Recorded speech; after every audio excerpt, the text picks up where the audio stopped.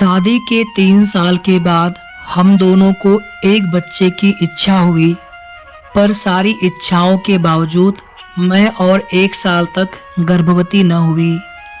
तो हम दोनों चिंतित हो उठे। हमने आपस में विचार विमर्श किया और डॉक्टर के पास गए। सबसे पहले मेरी जांच हुई। जांच रिपोर्ट आने के बाद भीतर चल रहे अंतर्द्वंद्व को संतुष्टि मिली कि मुझमें कोई भी कमी नहीं है, अर्थात मैं मां बनने में सक्षम हूँ। जबकि प्रभात चिंताग्रस्त हो उठे। उन्हें स्वयं पर संदेह हो गया। उन्होंने अपनी जांच कराने से साफ इनकार कर दिया और ये बात मुझे किसी को भी न बताने की सख्त हिदायत दी। अरुंधति, जैसा कि तुम्हारे चेकअप से स्पष्ट हो चुका है कि तुम में कोई कमी नहीं है, तो जाहिर है कि मुझ में ही कमी है। तुम मां बनने में सक्षम हो, पर मैं पिता बनने में नहीं। तभी तो 4 साल हो चुके हमारी शादी को और हम लगातार 1 साल से कोशिश कर रहे हैं, पर तुम अभी तक गर्भवती नहीं हो पाई हो। लेकिन प्रभात, चेकअप तो सिर्फ मेरा हुआ है, तुम्हारा नहीं, तो तुम ऐसा कैसे कह सकते हो? अरुंधति, यह बात तो सीधी सी है कि अगर तुम में कोई कमी नहीं है और फिर भी तुम गर्भवती नहीं हो पा रही हो, तो कमी मुझ में ही है। फिर चेकअप कराने की क्या जरूरत? प्रभात ने बिना डॉक्टरी की जांच के खुद के पुरुषत्व पर शक कर लिया था और वह इस बारे में कुछ भी डिस्कशन नहीं करना चाहता था। शायद पुरुषों की यही समस्या होती है कि वह अपनी कमियों को स्वीकार नहीं कर पाते, और यहाँ तो प्रभात बिना किसी जांच के ऐसी बातें कर रहा था। प्रभात गंभीर व परेशान रहने लगे। मैंने उन्हें एक बार समझाया भी कि आप अपनी भी जांच करा लें।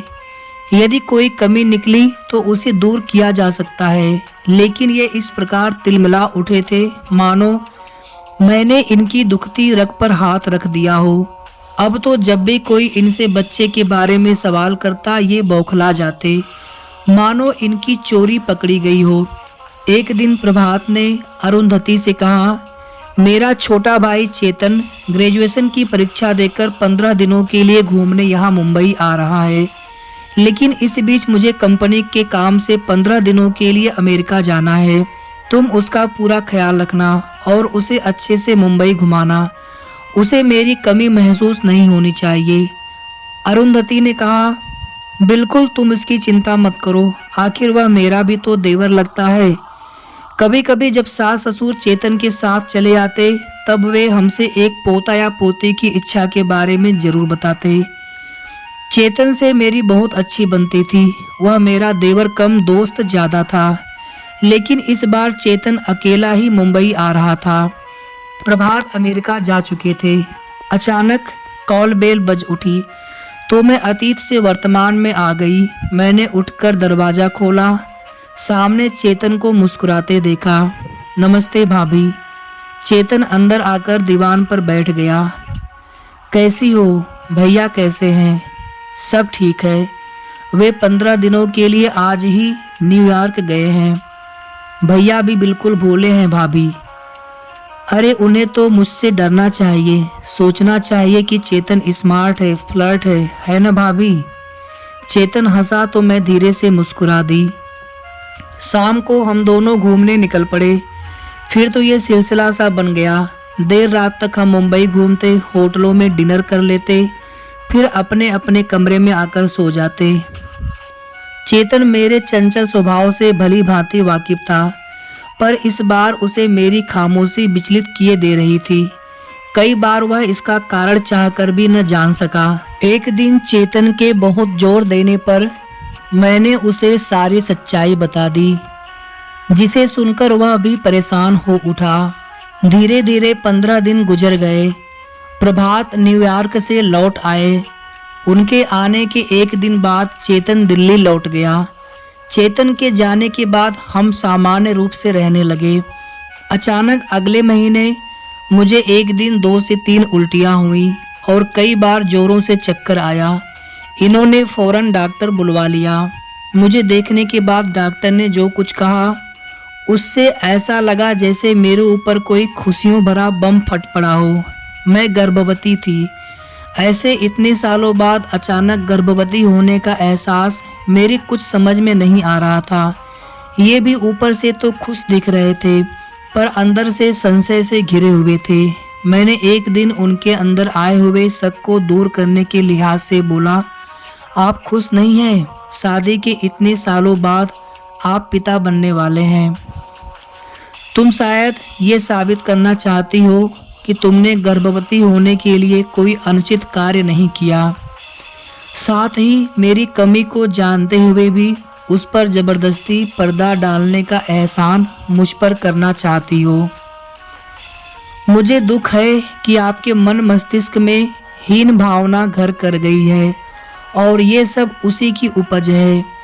आपके मन में यह हीन भावना घर कर गई है कि आप अधूरे पुरुष हैं। इसमें गलत ही क्या है? अगर सक्षम होता तो क्या इतने साल कम होते जिसके दौरान हमने लाख चाहा पर तुम गर्भवती नहीं हुई? और फिर आपने ये सोच भी कैसे लिया कि मैं मातृत्व सुख के लिए अपनी पवित्रता और पतिव्रता को दांव पर लगा सकती हूँ? भला तुम्हें सफाई देने की क्या जरूरत है? मैंने तो अपने मुंह से ऐसा कुछ भी नहीं कहा। बात तुमने शुरू की है, पर सच्चाई तो यही है कि मेरे गर्भ में पल रहा अस्तित्व आपका ही है और उसे अभी ही अस्तित्व में आना था, है न? जब मैं 15 दिनों के लिए देश से बाहर था और तुम्हारा देवर इन 15 दिनों के लिए तुम्हारे साथ तुम्हारे घर में अकेला था। ये व्यंग्य से मुस्कुरा दिए। अच्छा इत्तेफाक है। हाँ, इस इत्तेफाक पर मुझे भी घोर आश्चर्य है, पर यह इत्तेफाक ही है और कुछ नहीं। बकवास कर रही हो तुम। अचानक इनका स्वर तेज हो गया। आप ये क्यों भूलते हैं कि आपने अभी तक अपना चेकअप नहीं करवाया? हो सकता है हम दोनों की कुछ कमियां रही हो जो इन 2 वर्षों में स्वतः ही दूर हो गई हो, या पर यह इत्तेफाक कभी भी मेरे गले नहीं उतर सकता। देखो अरु, मैं तुम्हें दोषी नहीं ठहरा रहा। मैं तुम्हारे बच्चे को अपना ही नाम दूंगा। बस तुम ये मान लो कि इसका बाप मैं नहीं, चेतन है। अगर तुम इसे स्वीकार कर लोगी तो मैं कभी इस बात का जिक्र तक नहीं करूंगा। पर जो असत्य है उसे मैं कैसे स्वीकार कर लूं? तुम जबरदस्ती मुझे दोषी ठहरा रहे हो। प्रभातहीन भावना से तुम्हारा विवेक खो गया है।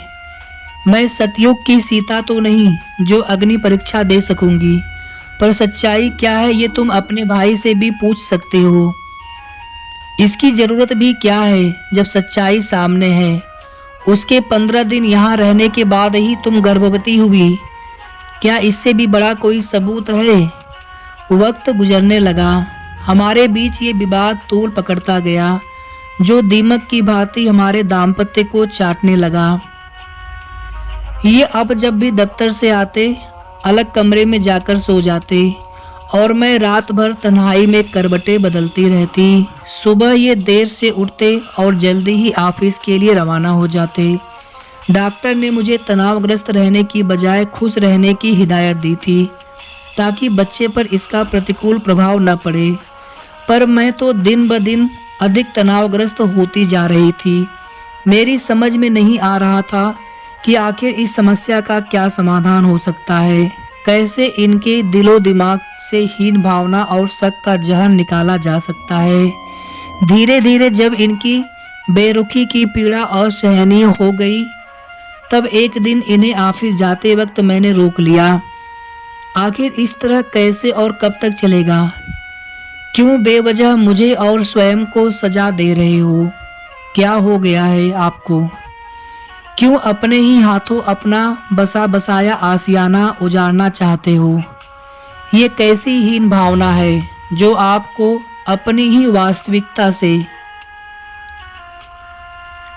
दूर किए जा रही है। काफी देर तक मैं सिसकती रही और ये शून्य में निहारते रहे। फिर न जाने किस भावना से वशीभूत होकर इन्होंने मुझसे कहा, सुनो, तुम दिल्ली चली जाओ। तुम्हें वैसे भी अब देखभाल की जरूरत है। वहाँ सभी लोग हैं, माँ सुनेंगी तो तुम्हें यहाँ रहने भी नहीं देंगी। और आप यहाँ अकेले रहेंगे? मैं रह लूँगा। कहते कहते पुनः इनका स्वर भर्राया था। मैं न चाहते हुए भी दिल्ली आ गई। सास ससुर देवर ननद सभी ने पलकों पर बिठाया था। मैं जैसे सभी की आशाओं का दीप बन बैठी। चेतन ने मुझसे एक साथ कई सवाल कर डाले, जिसके जवाब में मुझे सब कुछ बताना पड़ा था। सुनकर उसके कोमल हृदय को गहरी ठेस लगी थी। एक समय तो उसने मुझसे यहाँ तक कह दिया कि मैं भैया से बात करके देखता हूँ, पर मैंने उसे मना कर दिया। फिर वो दिन भी आ गया जब मुझे मातृत्व सुख मिला। मेरा हृदय तृप्त हो गया, पर इनकी अनुपस्थिति हृदय के एक कोने में टीस बनकर चुभ रही थी। बच्चा बिल्कुल इन पर गया था। सास का कहना था कि जब ये पैदा हुए थे तब बिल्कुल ऐसे ही थे। मैं भी इस बात से काफ़ी आश्वस्त थी, मानो वह मेरी पवित्रता का सबसे जीवंत परिचायक घर के लोगों ने फोन पर इन्हें खुशखबरी दी। घर के लोगों ने फोन पर इन्हें ये खुशखबरी दी, पर ये बिजनेस का बहाना बनाकर नहीं आए। मैं रो पड़ी। मेरी पीड़ा चेतन से देखी नहीं गई, तो वह मुझसे इन्हें साथ लेकर आने का वादा कर मुंबई रवाना हो गया। 2 दिन बाद जब वह आया तब वह अकेला और बिल्कुल टूटा हुआ प्रतीत हो रहा था। वह मेरे समीप बैठकर रो पड़ा। भाभी, न जाने वह कौन सी मनहूस घड़ी थी जब मैं मुंबई गया था। न मैं मुंबई आपके पास जाता, न भैया आपकी पवित्रता पर संदेह करते। भैया बहुत जिद्दी हैं भाभी, लेकिन मैंने भी उन्हें बहुत कुछ कह दिया कि अगर उनमें जरा सी भी गैरत होगी तो वे आएंगे, जरूर आएंगे। 3 दिन बाद ही ये आ गए। इनके आने की खबर से मेरा दिल एक बारगी धड़क उठा था। जब ये मेरे कमरे में आए तो इनकी स्थिति देखकर मेरा कलेजा मुंह को आ गया। काफ़ी कमज़ोर हो गए थे और चेहरे से बिल्कुल विचलित लग रहे थे। ये पालने में सोए बच्चे को काफ़ी देर तक देखते रहे। इनके चेहरे पर कई रंग आते और चले जाते, फिर इनके चेहरे की उदासी मुस्कान में तब्दील होने लगी और बरबस ही इन्होंने बच्चे को उठाकर सीने से लगा लिया। देखा प्रभात बेटे, माँ जी ने पीछे से आते हुए कहा, मेरा पोता हूबहू तुम पर गया है। कड़वा सत्य को स्वीकार करो, जब तू छोटा था तब बिल्कुल ऐसा ही था। इन्होंने स्वीकृति में सिर हिलाते हुए चेहरा ऊपर उठाकर पलकें भींच ली। आंसुओं की 2 बूंदें गालों पर छलक पड़ी। मेरे समीप बैठकर ये फपक उठे, अरु, मुझे माफ़ कर दो। मैं भटक गया था, हीन भावना का शिकार हो गया था। मैं पागल हो गया था जो तुम पर संदेह किया। काश मैं पहले ही अपनी जांच करा लेता, पर मेरी हिम्मत ही नहीं हो रही थी। तुम्हारी जांच के बाद मुझे अपने आप पर संदेह हो गया था और ये यकीन भी कि मैं पिता बनने में अक्षम हूँ। लेकिन परसों मैंने अपनी जांच कराई तो पता चला कि मुझ में कोई कमी नहीं है। डॉक्टर के अनुसार ऐसा कभी कभी हो जाता है कि पति पत्नी की इच्छा के बावजूद सालों साल कोई बच्चा नहीं होता। इसके कई कारण हो सकते हैं और इत्तेफाक भी। मैंने तुम्हें बहुत दुख दिया है अरु, एक बार माफ़ कर दो अरु। अब मैं तुम्हें कोई तकलीफ नहीं दूंगा। मेरी गोदी में सिर रखकर ये बच्चों की भांति बिलखने लगे। तो दोस्तों, कहानी कैसी लगी आप सभी कमेंट करके ज़रूर बताएं। कहानी अगर आप सभी को अच्छी लगी हो तो वीडियो को प्लीज़ लाइक शेयर ज़रूर करें। और अगर आपने अभी तक हमारे चैनल को सब्सक्राइब ना किया हो या अगर आप हमारे फेसबुक पेज पर वीडियो देख रहे हो तो प्लीज़ फेसबुक पेज को फॉलो कर लें। और अगर आप चैनल पर हो तो प्लीज़ सब्सक्राइब कर लें, ताकि आगे भी आप सभी को इसी तरह की अच्छी अच्छी कहानियाँ स्टोरीज मिलती रहें।